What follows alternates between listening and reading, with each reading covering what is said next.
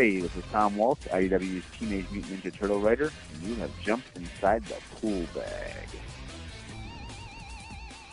Hi, this is Bobby Curnow, Chief Turtle Editor at IDW Publishing, and you are going to have a shell of a good time inside the pool bag. Welcome to The Pull Bag. Join us as we dig out our latest comics and discuss them with a rotating panel of the GCRN crew.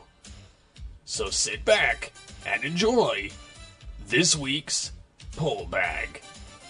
Hello and welcome to episode 151 of The Pull Bag here on the GeekSTUFF Radio Network. I am your host, TF Mike, and joining me for the first time in what seems like forever is my TMNT cohort, Joe Reed. Hello, sir. Hello. Yeah. I'm back. I don't think it's been that long, because we recently did the Batman. Oh, yeah, okay, yeah, we did Batman TMNT Adventures back in Batman month, so that's been about, well, this is coming back. Yeah, this is Turtles coming back, and this is Sewer Surfin September, so even though we're recording this in July, this won't actually air until September, so technically, yeah, it's been a long time. And the last... Yep, and the last Turtles thing we did that was not, that was main continuity was the Street Phantoms arc, which was ages ago, so yay, we are here for Turtles. We've had so many theme months this year inside the Pull Bag, starting in April with Autobotly April, talking more IDW Transformers comics. Then in May we had our traditional Batman month coverage where we talked about mostly Batman Beyond stuff outside of the Batman TMNT Adventures, which Joe and I just mentioned. Let's see here. In June, Steve and I did the Robin Hood Xenoscope series for June, and then we had Gem in July for IDW's Gem stuff in July. Autobotly August was last month. More Transformers comics from IDW. We talked about the Autocracy trilogy, Sins of the Wreckers, Angry Birds, Transformers, and other stuff. And now in September we're gonna be going sewer surfing. So yay! I have not read a Turtles comic in what seems like forever, because I only read them when we're gonna, like, I'm not like Joe, folks. Joe he's more diehard than me. He goes to the comic shop, and once he gets his issue, he sits in the car for, 15 or 20 minutes reading it, and then takes it home and puts it in a sleeve and leaves it alone for 7 months. I can't, because I'm reviewing the comic, I can't not already know what's, like, I can't have already read it recently. Like, that's why I read them right before I review them, so it's fully fresh in my mind and I have a fresh take on the whole thing. So, we are here to talk about issues 65 and 66 tonight, here in September. Issue 65 was a holiday issue for the Turtles. What do you think about them doing a holiday special? I didn't think it was necessary. When that was coming out, I was kind of like, hey, that's weird that they're doing this, like, Christmas issue, and it's going to kind of step to the left of continuity, and they're going to do something weird with it. So I didn't know why they needed to, why they bothered, what was going on, but yeah, opinions do things. I'm comfortable thinking ahead of time that, based on my initial reaction, that things are going to suck, and I'm comfortable with that, and I'm okay with that, because I know that if they actually don't suck, that I'm open-minded enough to, like, oh yeah, I was wrong about that. And this is one of those instances where, why are they bothering? What are they doing? Is this another book in there, and it'll go in my not in the main continuity bin? But no, my opinion changed.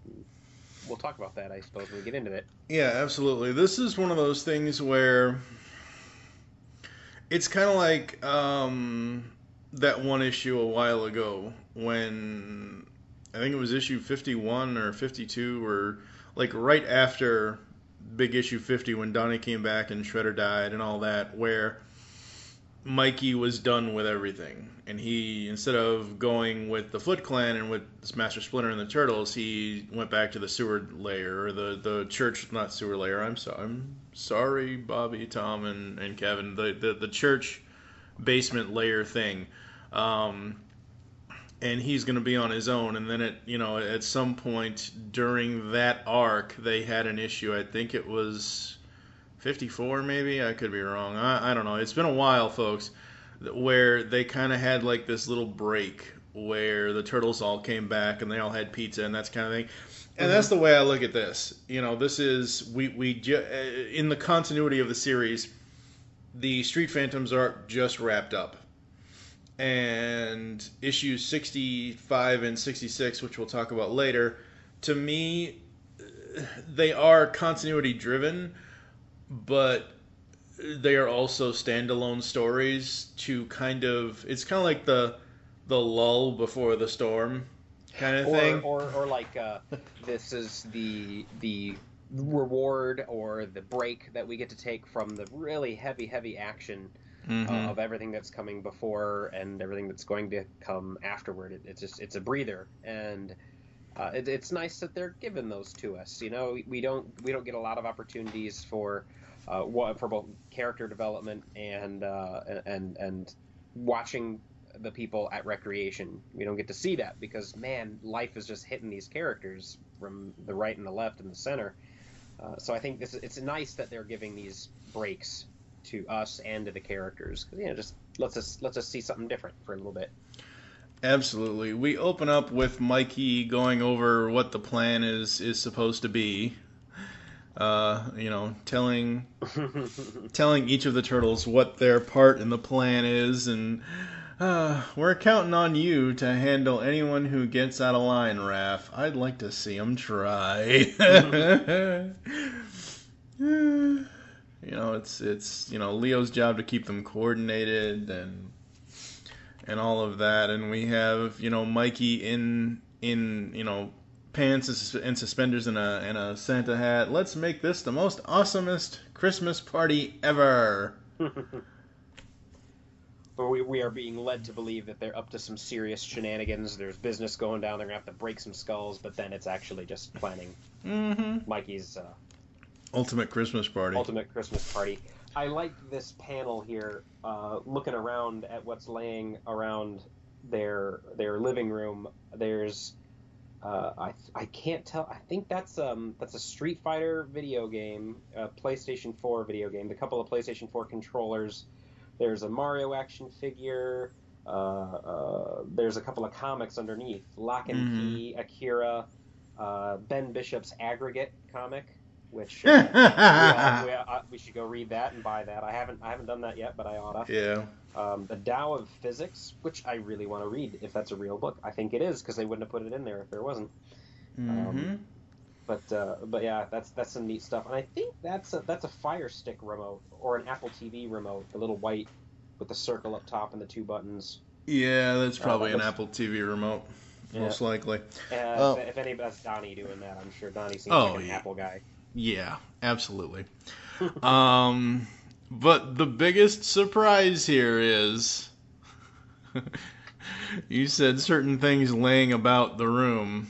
Biggest surprise is Pepperoni is in the sewer or in the basement. I'm sorry, but I'm never not going to be able to not call it a damn sewer because we were in the sewer for so damn long. So yeah, they're not far. I think the stairs down there they go right to the basement. They're definitely in the basement of the church, and it has the sewer access because that was kind of how they found it, and where Slash attacked them when Slash was a bizarre bad guy. Yep. I made a connection reading this again that Pepperoni, the dinosaur that Raph brought back to the present from the Turtles in Time arc, that Raph in a lot of the incarnations has had a pet. And the Nick series, I think, is what's coming to mind. He starts out with the turtle who ends up being Slash. Oh gosh, what did he call? What was his name? Spike the turtle that turns into Slash, and then later he gets Toka, the Toka's child, the baby evil space turtle. Okay, I haven't seen that far. I haven't seen a lot of season 4 yet. So, but he's always got a pet, and here he's got this Pepperoni dinosaur, which is it really does seem to me like Raph is like the prison convict who they give the dog to like reorient their brain. Raph needs somebody to take care of that doesn't have an opinion. Or, well, maybe it does have an opinion. That opinion is, I'm going to love you unconditionally, like dogs do. Dogs don't care. They love you all the time. And I think that's what Pepperoni is, and Spike is, and the Space Turtle. I don't know what they named it. I don't remember. Yeah. So and that's another beautiful thing about issues like this is we get the character development. We get to see that part of Raph that you don't get to see when he's shoving the butt of a sigh into somebody's nose. It's. Yeah, I mean this issue we see his character development with Pepperoni and all that, and then next issue when we talk about that's a whole lot of Raph character development. Well, we'll get to that in a little bit. Something tells me we're gonna regret going along with this. I'm gonna need more power. Donnie's on illumination device duty. Is that what he says? Yes, illumination duties. Donnie's essentially, the Chevy Chase of this comic. So Raph takes Pepperoni for a long walk, and Leo's like, by the way, Mikey, don't forget our agreement. Just a few close friends, that's all. Yeah, totally, dude. It's a few close friends, like April, Casey, Woody, Angel, the Mutanimals. No way. No Mutanimals, Mike. Oh, I love that. Mikey trying to make eggnog. Oh, that hurts my brain. Really? I've never been brave enough to make that. I've considered it. I've thought about it, but raw egg is it's a little tricky to play with. I don't know. So Raph takes Pepperoni for the walk, and he goes and meets up with Casey. And he takes Pepperoni for the walk to avoid having to clean the lair. Yeah. Yep. And Casey is now leading the Purple Dragons. Yeah, I forgot about that until this point, but yeah, he's taking care of business from the inside. You can't beat them, beat their leader, and then lead them.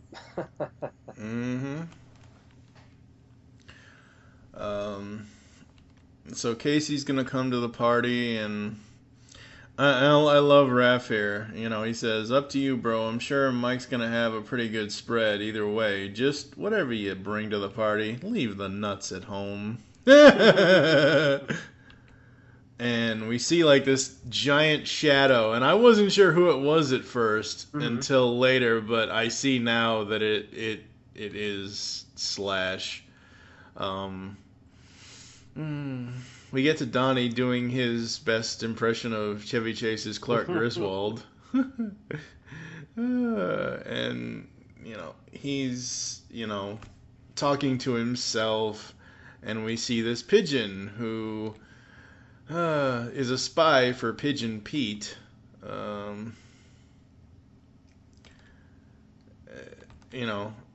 And the pigeon flies off and goes back to Pete, and Pete's like, "Mikey's house tonight, oh boy. Sorry to feed and run, fellas, but time's a-wasting." Pete and the Mutanimals are gonna party. Oh, Lord. I should have said this in the beginning. Mateus Santaluco is on art here, as well as Rhonda on colors, and it's just so good. All of the art is just so good. The characters are spot on, all that good stuff. Yeah, this issue strikes me as an issue that Santaluco spent some time on. Now, all of his work is always good, but every panel got a special amount of attention in this issue. And you know what? I think this was the first issue that he did after the break. He took the break between 50 and 65, and so he probably had a lot of time to do it and maybe felt fresh on it. So that's probably why this issue looks so darn good from a pencils and inking standpoint. Absolutely. And is always awesome, so, Yep. Absolutely. We get to Harold and Libby, so I guess they're back together now. Yeah, I don't remember where we left them. I thought his wife. I don't remember, man. Didn't she show up in the giant robot and save the day at the end of the last arc? Yeah. Okay. And I'm not insane. No, you're not insane. An email from Donatello, the mutant turtle. What's he want? Oh. Harold here is bitter that turtles are reaching out to him. He says, no more ninjas, no more mutant turtles, because he's done. They bring havoc wherever they go, or it follows them. Either way, it doesn't matter. And what strikes me, so he doesn't reply, he doesn't answer, is the moral of this. What strikes me about this panel is, again, Santaluco's art. His Harold is amazing. He just looks like one of those people that the face has grown into a permanent frown, and scowl and just hatred of the world. You can see it in the cheekbones, right? But then his wife is there. She's softening him up. Merry Christmas, Harry. Don't call me Harry. Ebenezer, then. And then in the last panel, he cracks the smile because the facade breaks. And you can even read in that panel that this is a face that is not used to smiling, but can. And just little subtle energy in the line work like that I appreciate and notice. Yep. We go back to the turtles, and they've cleaned up the basement layer as best they can, and Woody comes in with all the pizzas and all of that, and Raph comes in like a pimp. Oh, his belt buckle says crude. It does. I missed that earlier. But yeah. And look who I found outside. Merry Christmas, guys. It's April and Angel, and I'm sorry. I like Woody. I think Woody's a great guy, but there's no way in hell Woody's a stand-in for Shaggy Rogers. No zoinks. Come on, guys. Come on. But Woody is enamored with Angel. So there's that. We have that, and later he says, Mikester, please tell me you got mistletoe hanging around your crib somewhere. Down, boy. Angel's tougher than Raph. No worries, my green bro. It takes a lot to scare old Woody. Angel's tougher than Raph. Don't let Raph hear you say that, Mikey. Oh. And Slash shows up with candy. And Woody's absolutely freaked out because the last time he saw this monster, it tore apart where they were hanging out. That was all the way back in issue 15. It just goes to show you how old we are and how long this comic has been excelling at what it does. Wait a minute, did you know that, or did they make a editor's note? It's a note in the thing. Okay, gosh. See TMNT 15. What are you, an encyclopedia? No, that's Bobby. That's all Bobby Curnow. I dare not take credit for that. No, it's a little note here where Slash says, "My apologies for the frightening you, Mr. Durkins, now and for the first time we met." And at the very bottom of that panel it says, "See TMNT 15." So we got Slash, Woody, and Mikey, and Slash says, "Me too. It's wonderful to see you and the other mutanimals after so long." Other mutanimals? Surprise! Everybody but Old Hob shows up. I was surprised that. I mean, I kind of almost think that Old Hob, they should have included him. I don't know if he's tied up or kidnapped or something crazy. But I'm kind of surprised he didn't show up. It would have been a good opportunity for them to put down arms. There could have been the tense moment between Raph and Old Hob because there's personal beef there. Mm-hmm. But you know, hey, it's mutanimals and we like them. Yep. And Leo has turned into the coat rack.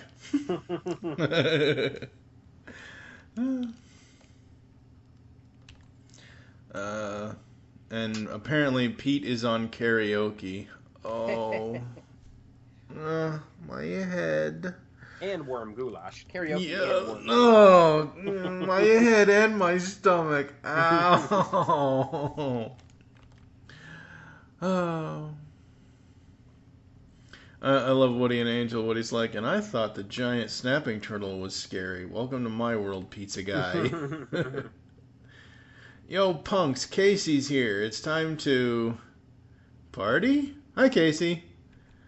Oh, Casey and April.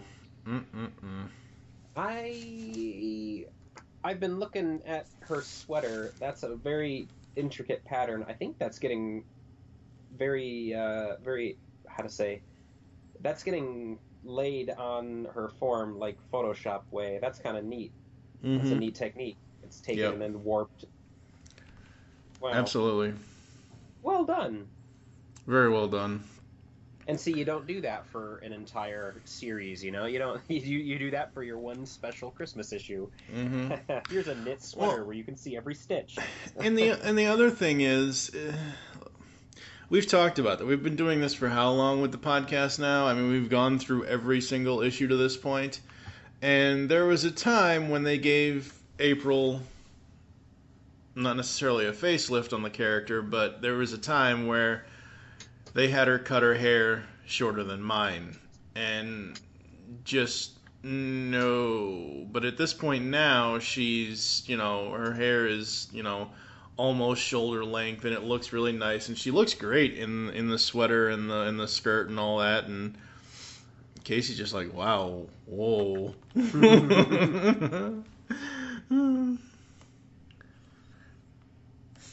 I love Casey after he takes his coat off, and because Leo asks for his coat or whatever.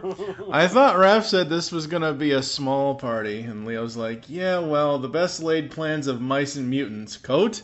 Come on, Leo, you're supposed to be dropping those on your bed. That's what we do in our family. Laid plans of mice and mutant. Oh God. So we kind of get everybody kind of pairing off and everything, and Pepperoni gets into the pizza.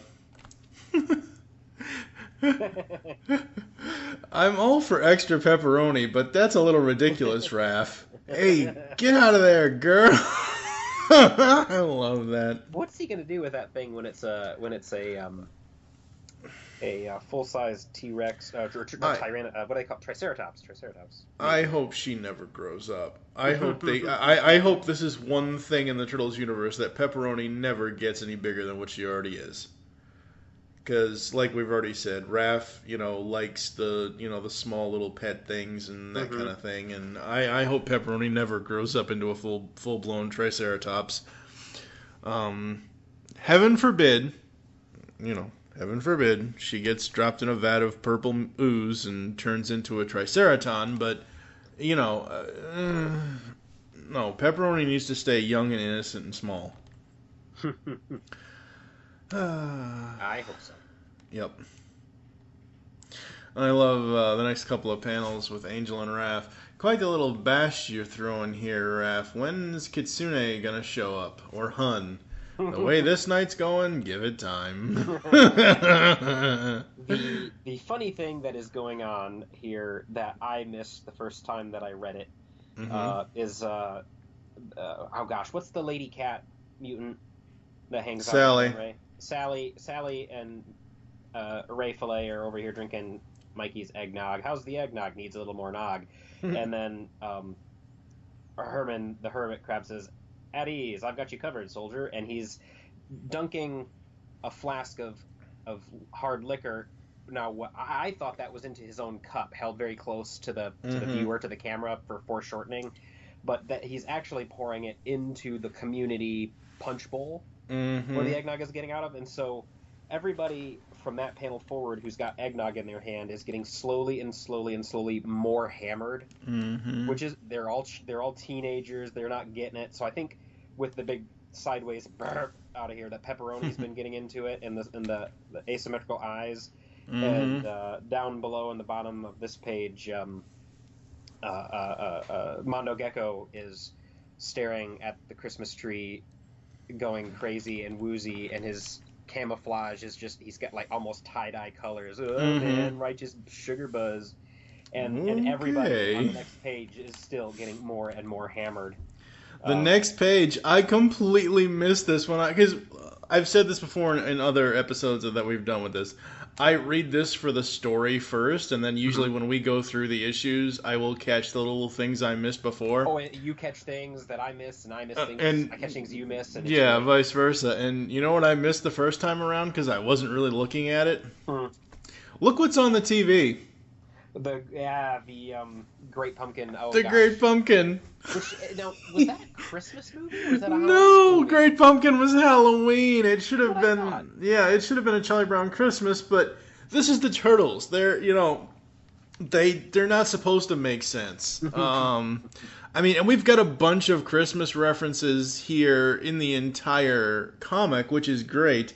As soon as Casey mentioned second time around, oh god, because that's the store, and it's like, oh, it's so good. And Woody's like, check it out, mistletoe. Yeah, so, and he tries to kiss Angel, and she dumps her eggnog on him. Totally worth it. And everybody's tired of Pete's karaoke. Pretty much. What's his name? Seymour. Asks Leo, I thought you had 3 brothers. Yeah, Donnie's still MIA. Not anymore. Everybody outside. Quick! This is so totally... And I'm glad that they did not draw this out like it's shown in Christmas Vacation. Because he goes... everybody's seen that movie. He goes 3 or 4 times to get this right. And, we get, 25,000 twinkle lights, and it lights up all of New York, and then a blackout. Wow. Absolutely wonderful. We get more of the story here because, what was that? I'm not sure, Agent Bishop. We were triangulating in on the mutant's location. Then there was this massive electrical anomaly, and then nothing.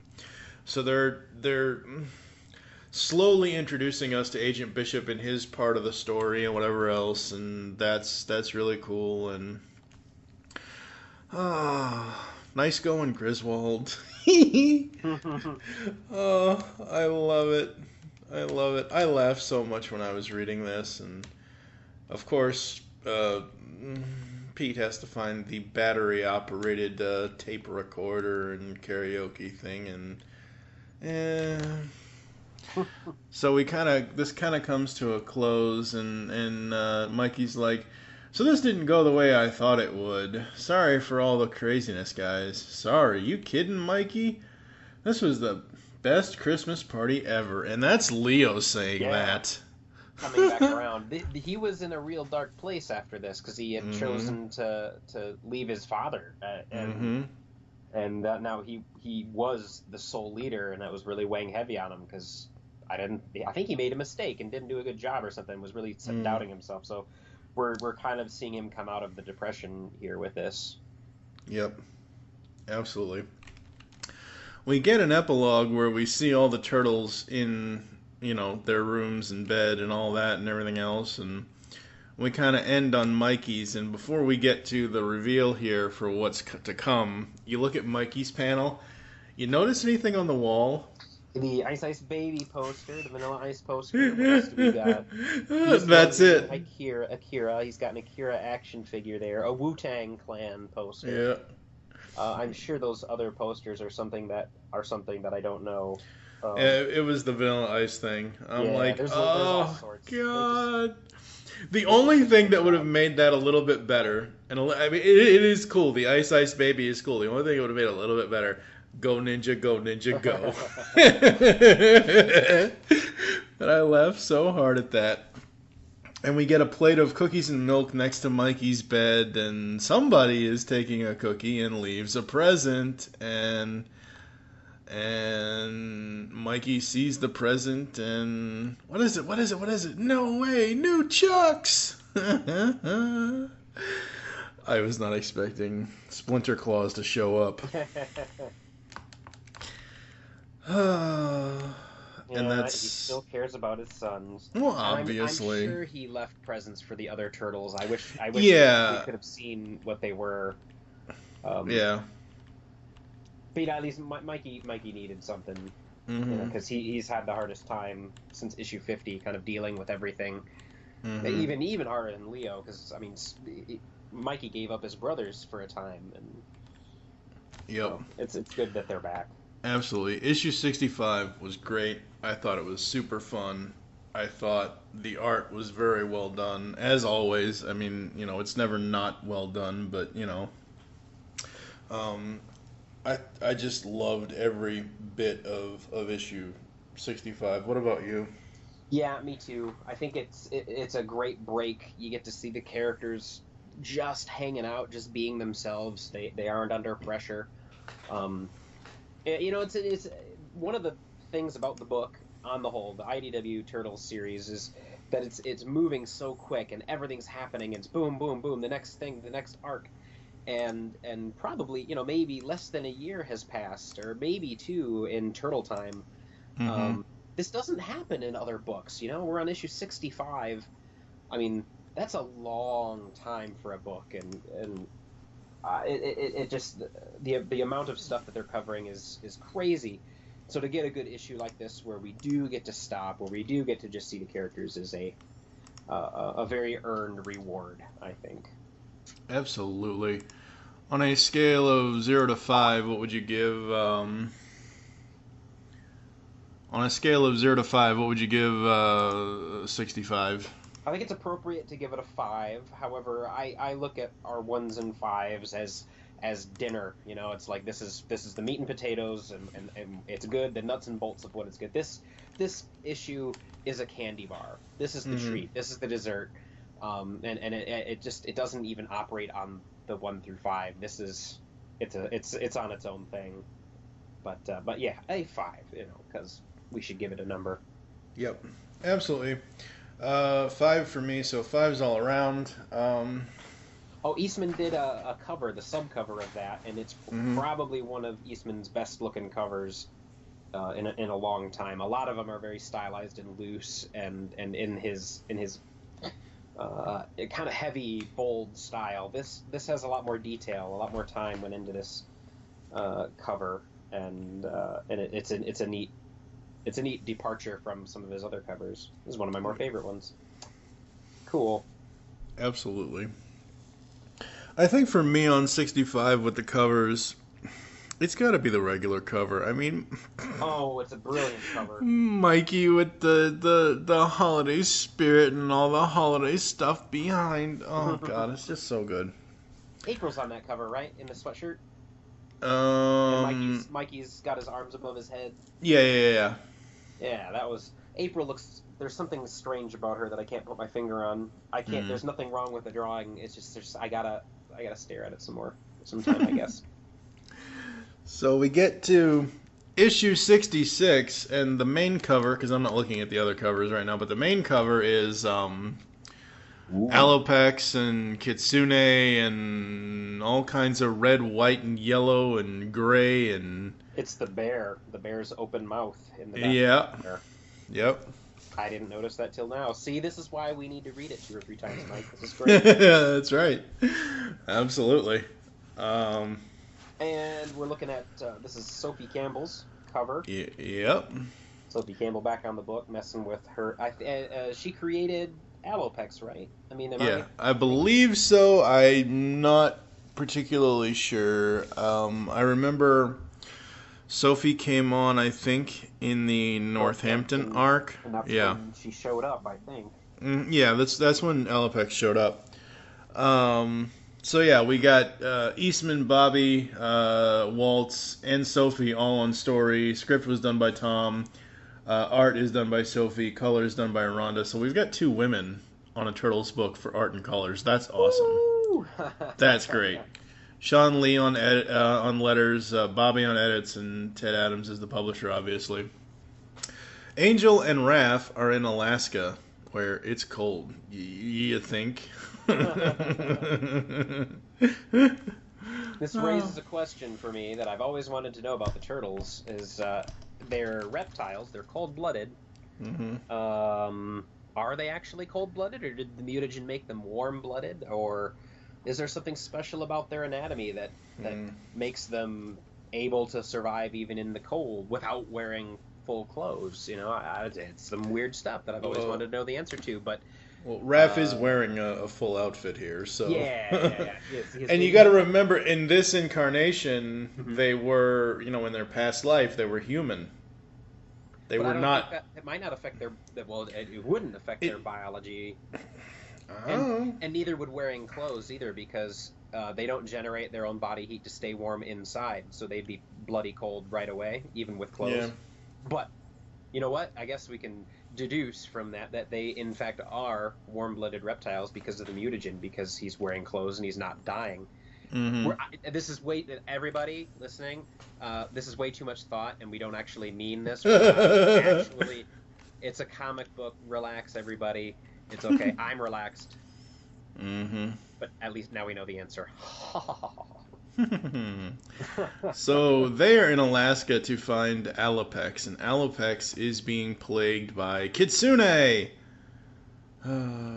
I love Sophie's art between Kitsune and Alopex throughout this whole issue. It's so good. There is something going on with this issue that I noticed and love. So yes, they're here to see Alopex, and on this particular page, Alopex is in the cave. There's the Kitsune's voice is torturing her, and I look at that page, and that was colored by Rhonda. I can tell for sure, because you know it's the traditional art. But every once in a while, this kind of dream sequence thing shows up, and I'm going to assume that this is all Sophie Campbell. And because there's watercolor stuff going on, there's the ink is going on, the color is very organic and kind of water. In the water has affected the watercolors, and I think that she's done everything on this page. And that's that. So it's interesting how we're watching the two of them kind of go. This page is a lot more expressionistic, more dreamlike, but a lot of fun. Absolutely. To see them toss it back and forth, you know, and I wonder how the development of that issue may have been. Here's send me page 5. Okay, here's page 6. I got that part done. You can add your part here now. Blah blah blah. That'd have been kind of neat to hear about that. Absolutely. One of these days we got to get Rhonda on here. Hopefully, one of these days. So basically, Kitsune is, like you said, she's torturing Alopex, and you think you could escape me, child. Did you truly believe there's a way out? You belong to me, little fox, and I am not finished with you yet. And I love the panel right under that, where like the panel above that is Kitsune's face with the speech, and then under that is Alopex, and just being invaded by all this red fox stuff from Kitsune, and just so heartbreaking. Now I wonder if the cave that she's in, I wonder if that was the bear's cave. Huh. If that's what she's waiting for, she's waiting for the bear to come back, or No. I'm saying she's in there, you know, trying to hide from the elements and things like that, and she's trying to, you know, get Kitsune out of her mind. But as she's, you know, the panel after she says "damn," when we see her walk out of the cave, I'm just kind of wondering, was that originally back when we met her, was that the bear's cave? Who knows? I don't know. So, or maybe it wasn't her family's cave, but that's awfully big for some foxes to be living in. But you know, there is some symbolic stuff going on with the placement of the spiky spikes around the mouth of that cave. Those are definitely teeth, and she's inside the mouth of the beast. And then she comes out into the light at the end of that panel. Yeah, but absolutely. She's by no means out of the control, or she's still tortured. Because she splashes some water on her face to kind of bring her back to her senses, and she sees Kitsune in the water, and she splashes it away, and no more. And we get back to Raph and Angel, and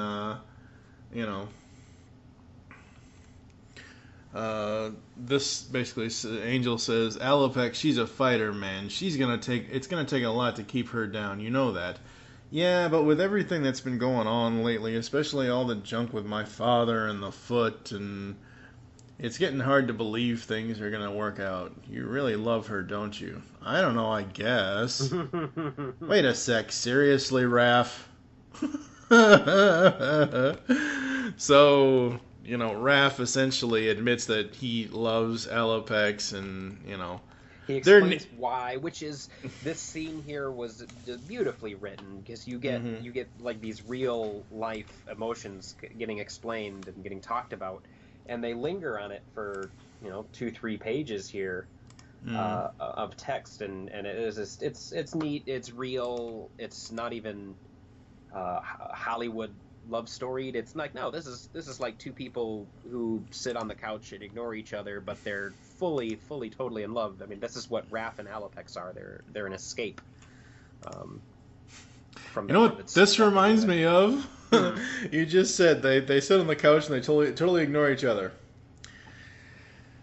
Joe and Jenny in the same room on the couch on their phones on Facebook. We are, I tell you, man, two of the best people. There are not people who are more compatible than she and I. And yeah, we do. We sit on the thing and we 90% of the time are not interacting. But there's nobody in the world that I'd rather be sitting on the couch completely ignoring than Jenny.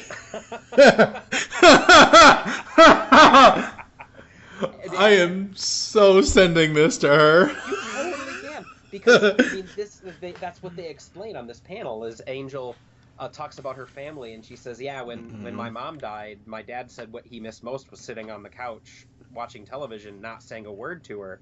And it's that kind of companionship is how to say. It's extreme comfort. It is relaxation. It is comfort. It is safety. I don't know. I can't think of the word, but you don't have to be doing something all the time. And we have the image of romantic love in Hollywood where two people have to be, my heart thump thump thump, and when that goes away, people get worried and they break up. Like, no, that's where it's starting, when you don't have the romantic mushy love anymore, and you're just like bored of each other, but you still. There's no other life for you. It's this and sad, lots of that. But that's why I love this page and this panel, is because they're talking about that real love. They're not talking about it in a Hollywood. Raph and Alopex are gonna kiss at the end, and that's when it's gonna fade to black and the series ends. That's not this story. So I appreciate that panel, this page, these 2-3 pages, quite a bit for the maturity that they're dealing with the topic. Absolutely. And then Raph, puts it back on Angel. So what about you, huh? Or should I say you and Woody? Pizza guy? He's aight, I guess. Kind of a dweeb, but kind of cute at the same time. Gives me lots of free pizza, I dig that. She says aight? I hope she says aight.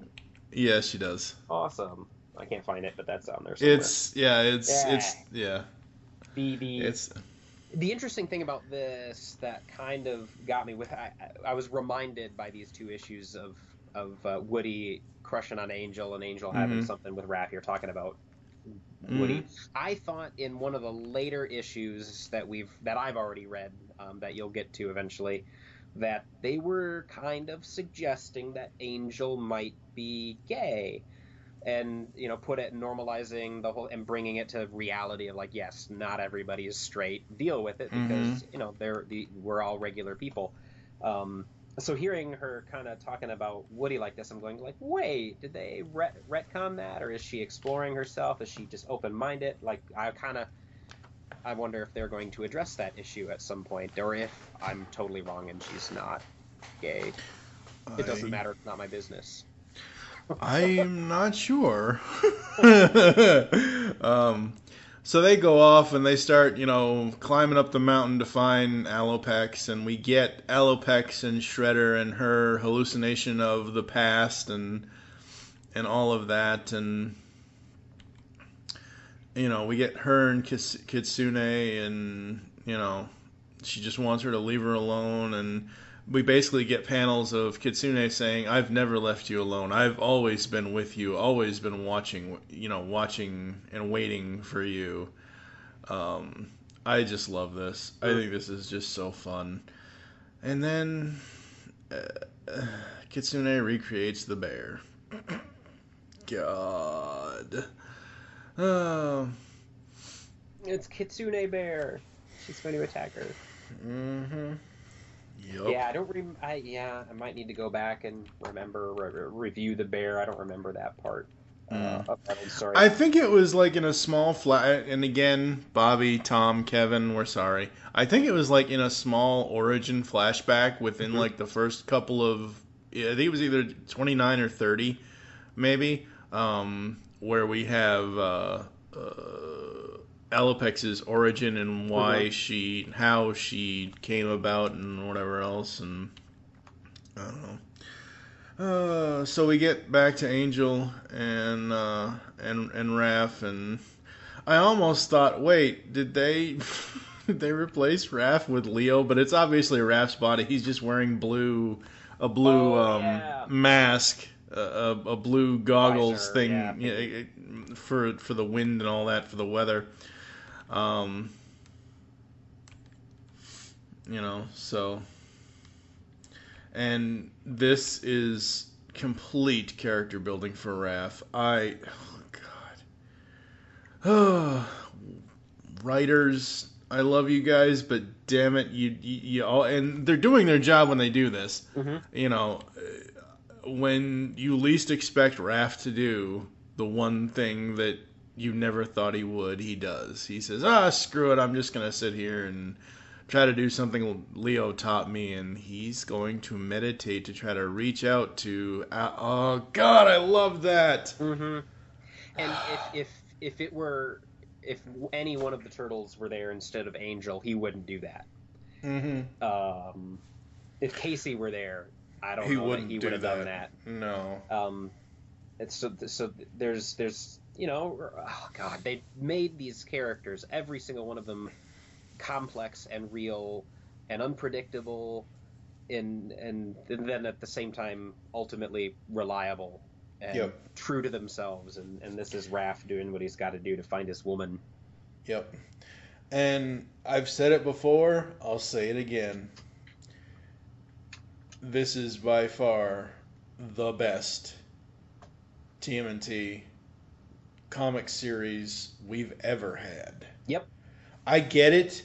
Everybody loves the original because that was when we were all kids. I wasn't into the original Mirage run and all that when Kevin and Peter started it, but that's the greatest thing about the IDW series at this point, is because you have Bobby and Kevin and Tom being able to call upon the last 33 years of stuff. And at the same time, there are certain comics and things that will just, throw in a reference just to throw in a reference. But, these guys, they make every reference count.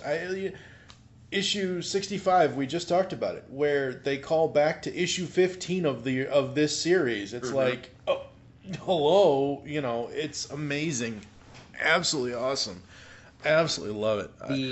Man, I love the Mirage run for what it was, but when it comes to it has a lot to do with the fact IDW's success in this series and how the quality of the series has a lot to do with being able to call on 33 years of the very best of the Turtles. So it's pulling from the best of the history, the best of versions of the origin, but then it's also throwing these really unique, awesome, creative, new things into the series, like the reincarnation thing. That will forever be my headcanon for Ninja Turtles, because there's no better way to explain why there are ninjas running around modern day New York City.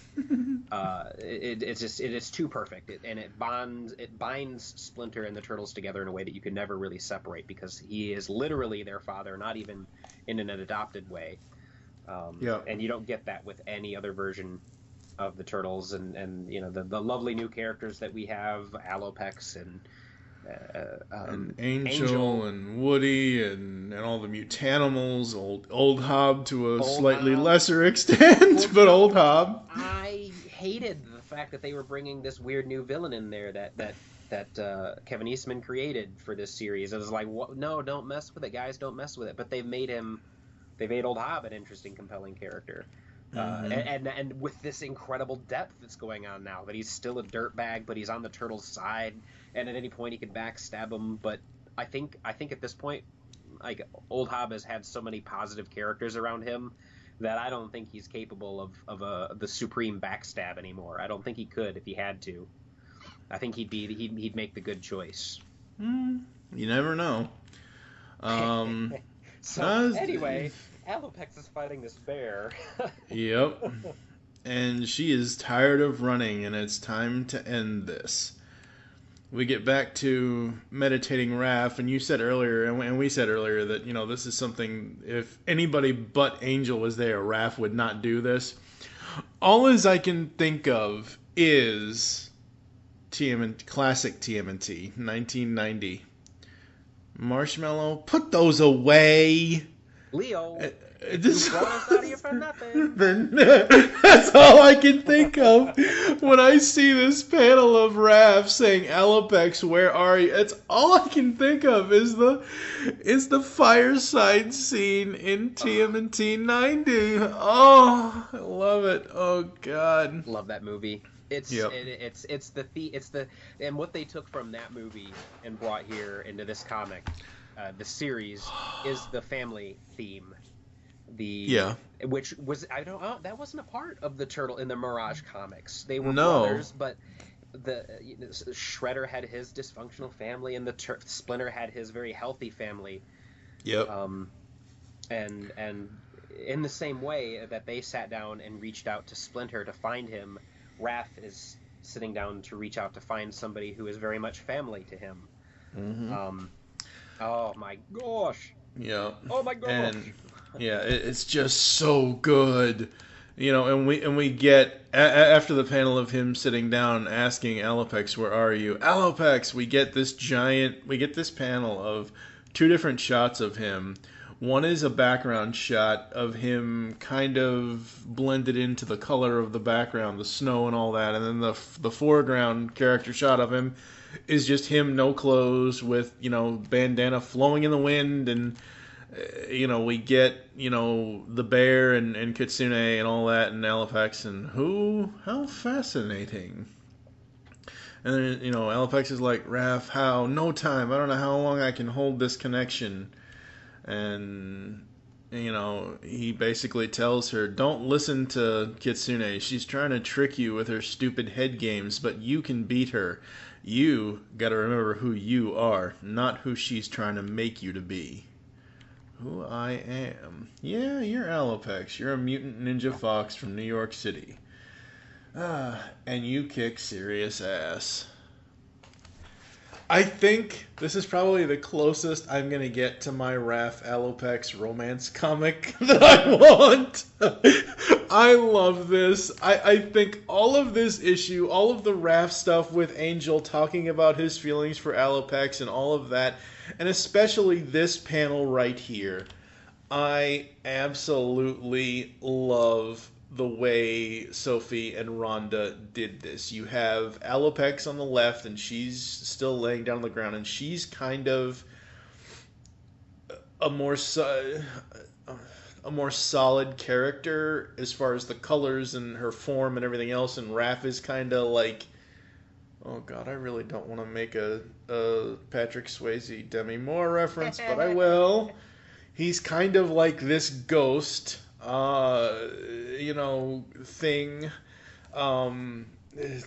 Thank God, you know, Peter and Egon and Ray and Winston aren't around.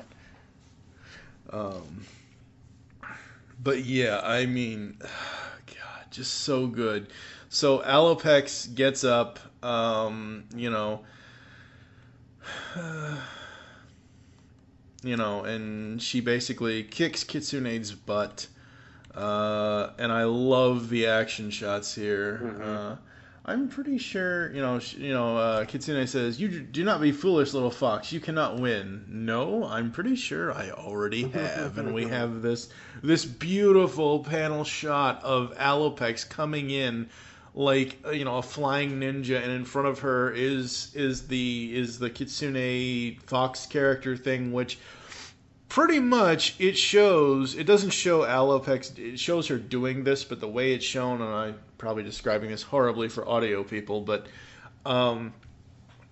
shows her with, her energy, her swords, or whatever she's got, basically cutting the fox's throat here, and just absolutely, it's such good art. There's a lot of really nice symmetry going on. It's very balanced. And the action lines, because this still is kind of a dream sequence. Yep. But very much actually happening in that spirit realm. Yep. Absolutely. And I just, God, I've missed doing Turtles. Not just missed doing Turtles with, doing the Turtles comics with you, but I've missed reading this stuff. Because like I said, I don't read this. I read comics for enjoyment still, but I enjoy reading them so I can talk about them on the podcast. I don't just read comics to read them. I have a purpose in doing so, and I have not read anything since we did... Okay, outside of in the TMNT IDW ongoing series, I have not read anything since we did the Street Phantoms arc. And I don't even remember when that was. I don't remember when we recorded Yeah, it was a while ago. Yeah. It was a long, long while ago. And, Alopex, Angel, not just her, Raph, and they hug, and, happily ever after. Now, something to note here that I didn't catch the first time because I'm blind. The first two times, because this is the third time I've read it. So Alopex cuts the head off of the Fox. The Kitsune demon, and there's this blue spirit energy that she's been channeling into her spirit commas, and as she cuts the head off, there's a battle cry, and the energy is kind of splattering and moving and flowing up toward her, and her mask, the paint on her face used to be purple, the streak across her, but after she kills Kitsune and frees her own mind, it's blue. Slat is blue, and it looks more like a bird on her face instead of like just the domino mask. Yeah. So that is really neat. Man. The Alopex appears in the Nickelodeon 2012 series in. Does she? Yes. Like I said, I haven't watched season 4 yet. So I think it's near the end of season 4. A fun character, and they do something really neat with her, which I won't spoil for you, but that TV show does this character no justice at all. This character has the much more interesting journey. They do something really cool with her in the Nick series. And if Sophie invented her, I hope that she got some royalties from that. But Alopex, way cool, has a blue mask now, and is cool. Very, very cool. So they ask about when Kitsune is going to turn up, and Angel says, "When she does, I hope it's somewhere warmer. It's a miracle nobody froze to death, especially those of us who ended up just standing around in that damn blizzard, right, Raph? Yeah, first round of hot cocos is on me when we land. Ooh, that sounds yummy. Can I get mine with marshmallows?" says Alopex. The little ones, I love those. Sure, why not? Marshmallows for everyone, spoiled brats.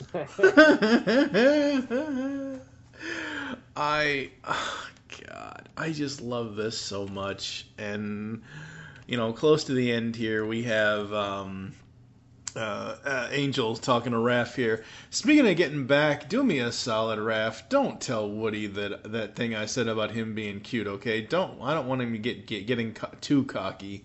What about the part where you called him a dweeb? You can totally tell him I said that."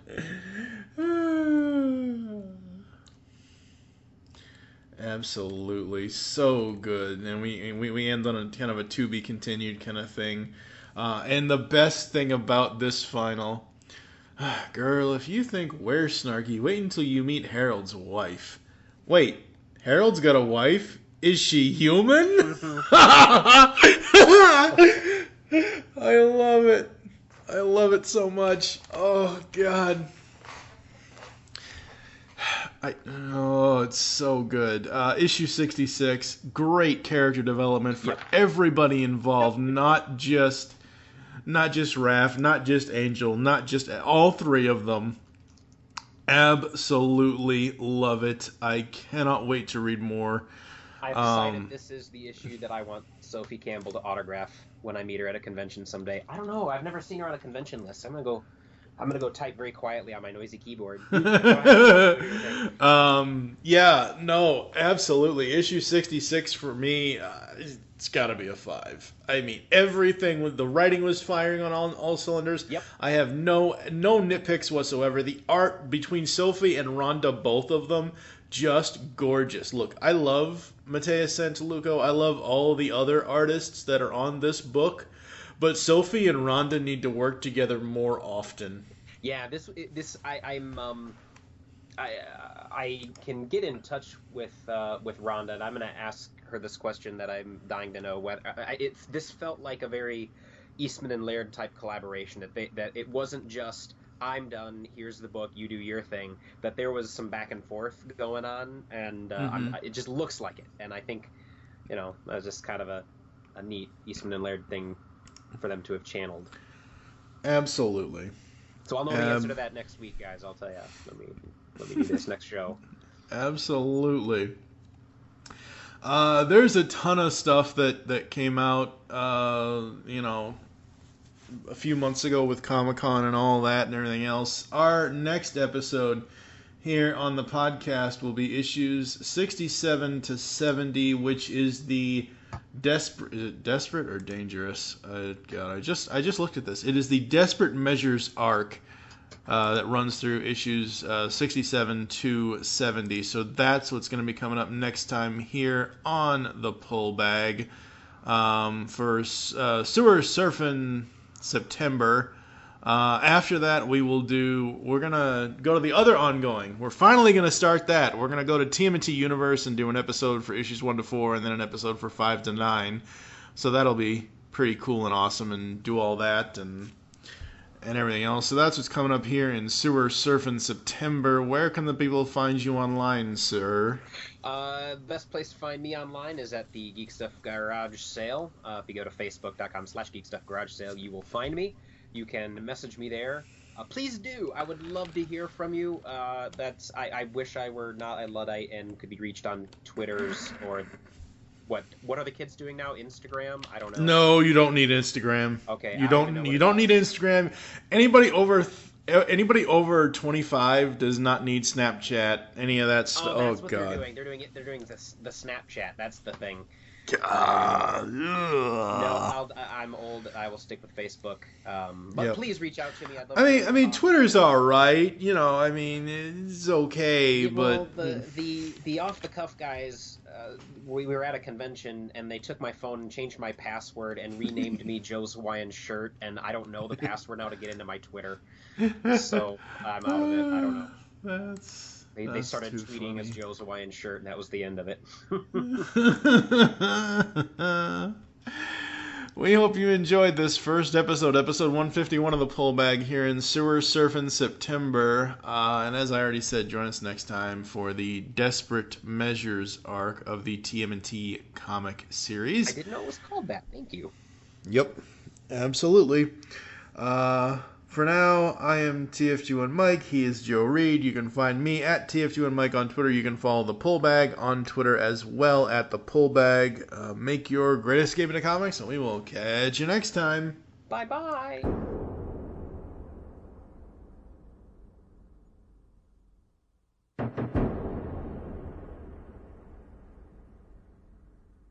You've just heard the latest episode of the Pull Bag, the GCRN's comic review and discussion podcast. There are several ways to get in touch with us and leave feedback for the show. You can visit the website, geekcastradio.com, where you can comment on the episode and all of our different podcasts. You can rate our show on iTunes. Be sure to leave us feedback. Call the voicemail line 502-526-5821. Please remember to tell us the show you were leaving the message for and your name. Become a fan of us on Facebook by searching GeekCast Radio Network. Send us an email feedback at geekcastradio.com. Follow us on Twitter at GeekCast Radio. So until next time, make your great escape into comics and unleash the geek in you.